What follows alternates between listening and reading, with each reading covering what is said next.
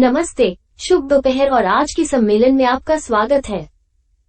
सम्मेलन संख्या 32 में आमूल-चूल परिवर्तन का शीर्षक है। हम सीखेंगे कि हम वास्तव में आमूल-चूल परिवर्तन कब शुरू करते हैं और हम इसे आत्मनिरीक्षण के माध्यम से कैसे प्राप्त कर सकते हैं।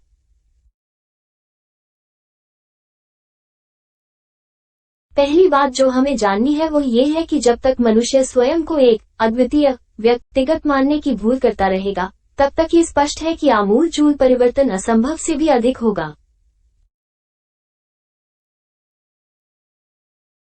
कारण ये है कि हम एक नहीं, अनेक हैं। हमारे भीतर कई अलग अलग लोग हैं, इसलिए हम कभी भी एक जैसे नहीं होते हैं या एक ही तरह से कार्य नहीं करते हैं। एक पल में हम खुश होते हैं और दूसरे पल में हम दुखी होते हैं। एक पल में हम क्षुद्र होते हैं, दूसरे पल में हम शानदार होते हैं। एक पल में हम क्रोधित होते हैं और दूसरे पल में हमें डर लगता है। एक पल में हम प्यार में होते हैं और दूसरे पल में हमें नफरत महसूस होती है। और वे सभी अलग अलग लोग हैं, अलग अलग भावनाओं, व्यवहार और विचारों के साथ। हमें ये गलत धारणा है कि हम एक हैं क्योंकि हमारे दोष पहले व्यक्ति में खुद को व्यक्त करते हैं और यह हमें अखंडता और निरंतरता की झूठी भावना देता है। उदाहरण के लिए, हम आमतौर पर इस तरह व्यक्त करते हैं, मैं दुखी हूँ, मैं खुश हूँ, मैं प्यार में हूँ, मैं क्रोधित हूँ, आदि। हम ये भी याद रखें कि हमारा 97% सार इन सभी दोषों या मनोवैज्ञानिक दोषों से फंसा हुआ है। हमारा सार विभाजित है, बिखरा हुआ है, और वे ही हमारी मानव मशीन और उसके कार्यों को यांत्रिक रूप से प्रबंधित करते हैं। जब हम अपने मनोवैज्ञानिक दोषों को खत्म करते हैं और अपने सार की समग्रता को मुक्त करते हैं और उन्हें सुप्रासेक्स के अभ्यास के माध्यम से विलय करते हैं, तब हम वास्तव में सच्ची अखंडता या पवित्र व्यक्तित्व प्राप्त करेंगे।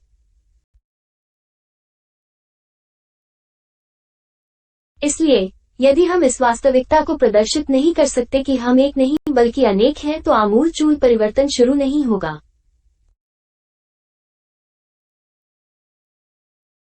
ये तथ्य कि गूढ़ कार्य स्वयं के कठोर अवलोकन से शुरू होता है, मनोवैज्ञानिक कारकों, मैं या अवांछनीय तत्वों की बहुलता का संकेत दे रहा है, जिन्हें हमारे आंतरिक भाग से मिटाना जरूरी है। निस्संदेह, किसी भी तरह से अज्ञात त्रुटियों को खत्म करना संभव नहीं होगा। पहले से यह निरीक्षण करना जरूरी है कि हम अपने मानस से क्या अलग करना चाहते हैं। यदि आत्मनिरीक्षण नहीं है तो कोई खोज नहीं है, और यदि कोई खोज नहीं है तो कोई परिवर्तन नहीं होगा। जो हम देख नहीं सकते उसे हम कैसे बदल सकते हैं? इस तरह आमूल-चूल परिवर्तन शुरू होता है। हम स्वयं का निरीक्षण करते हैं, दोषों का पता लगाते हैं और फिर उन्हें दूर करने के लिए मां से प्रार्थना करते हैं।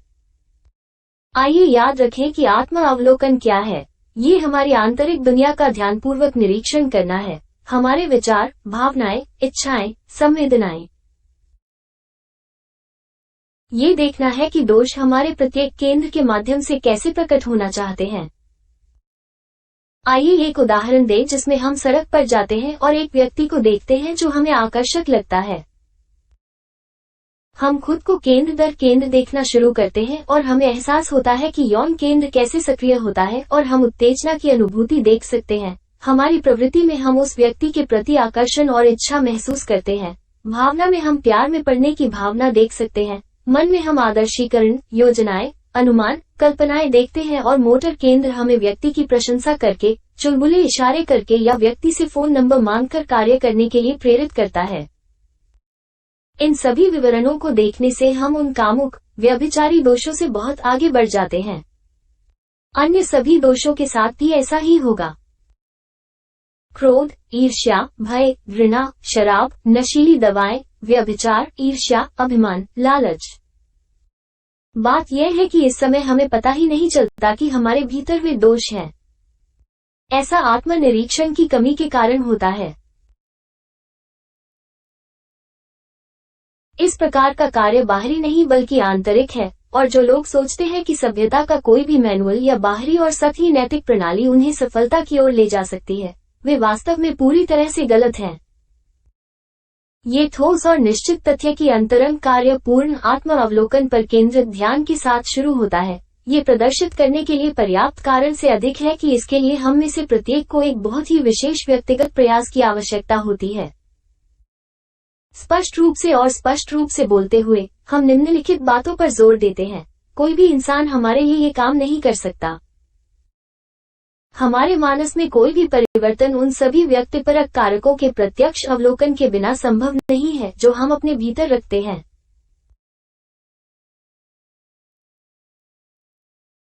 उनका अध्ययन करने और सीधे निरीक्षण करने की आवश्यकता को नकारना वास्तव में पलायन है। स्वयं से पलायन आत्म धोखा का एक रूप है। केवल विवेकपूर्ण आत्म अवलोकन के कठोर प्रयास के माध्यम से, बिना किसी प्रकार के पलायन के, हम वास्तव में प्रदर्शित कर सकते हैं कि हम एक नहीं बल्कि अनेक हैं। इसे मन के लिए एक और सिद्धांत या अवधारणा के रूप में स्वीकार करने से हमारे लिए कुछ नहीं होगा, क्योंकि यदि कोई आत्मनिरीक्षण नहीं है तो कोई सच्ची आत्म खोज नहीं है और हम वास्तव में हमारे भीतर रहने वाले लोगों को प्रदर्शित नहीं कर पाएंगे। स्वयं की बहुलता को स्वीकार करना और कठोर अवलोकन के माध्यम से इसे प्रदर्शित करना दो अलग अलग पहलू हैं। कोई व्यक्ति अनेक मैं के सिद्धांत को बिना प्रमाणित किए स्वीकार कर सकता है। उत्तरार्ध केवल स्वयं का सावधानीपूर्वक निरीक्षण करने से ही संभव है। पुष्टि करना एक बात है और समझना दूसरी बात है।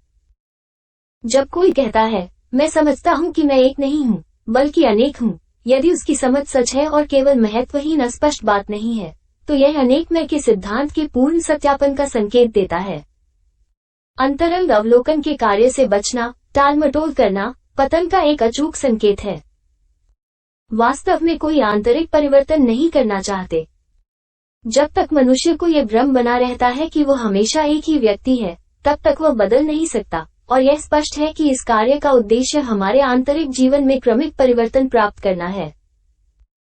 जानने के लिए एक और बहुत महत्वपूर्ण बात यह है कि स्वयं पर काम करने से होने वाले परिवर्तन धीरे धीरे होते हैं, लेकिन समग्र परिवर्तन होते हैं। वे एक दिन से अगले दिन तक नहीं होते हैं।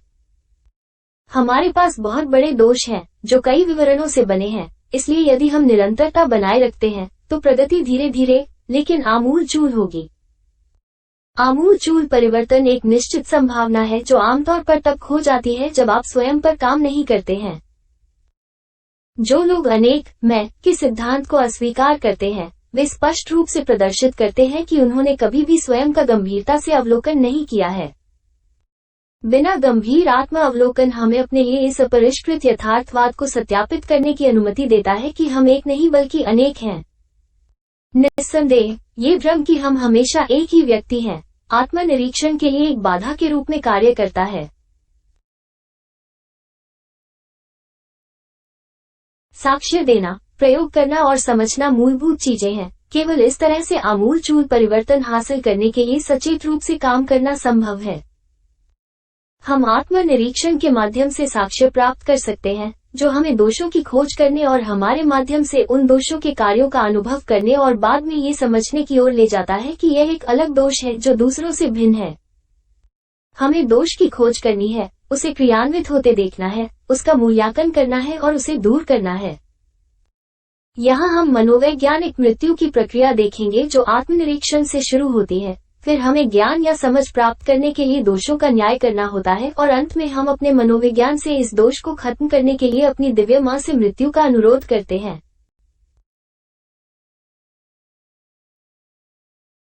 ज्ञान और समझ भी अलग अलग हैं। इनमें से पहला मस्तिष्क से, दूसरा हृदय से और अंतर्ज्ञान से प्राप्त होता है। अनेक के सिद्धांत का मात्र ज्ञान बेकार है।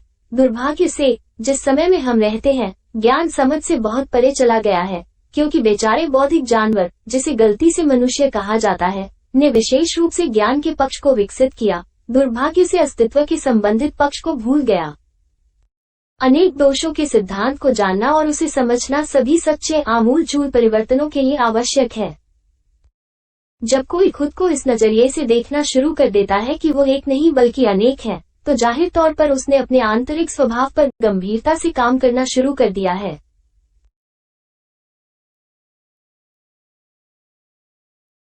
हालांकि यह सच है कि खुद पर काम धीरे धीरे होता है, लेकिन कुछ खामियां हैं जिनके बारे में हमें शुरू से ही पूरी तरह से कट्टरपंथी होना चाहिए, क्योंकि वे ऐसे दोष हैं जो मृत दोषों को पुनर्जीवित कर देते हैं। दोष जिन्हें हम पहले ही मनोवैज्ञानिक मृत्यु से समाप्त कर चुके हैं।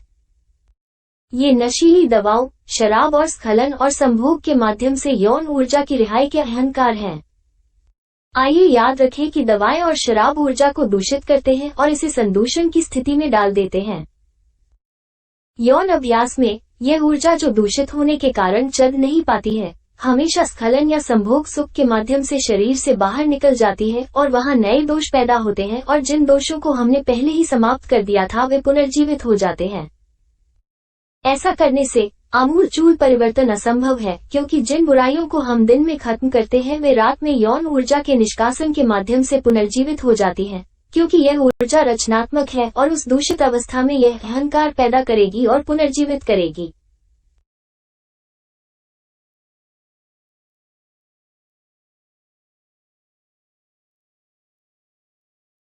यह आज का सम्मेलन है। आपकी उपस्थिति के लिए धन्यवाद। हम आपको अगले सम्मेलन में आमंत्रित करते हैं जिसका नाम है अष्टक का नियम और एंट्रोपी का नियम। यदि हम अपने आंतरिक कार्य में आगे बढ़ना चाहते हैं तो 2 सार्वभौमिक नियम जिन पर हमें विजय प्राप्त करनी होगी। अलविदा। अगली बार तक।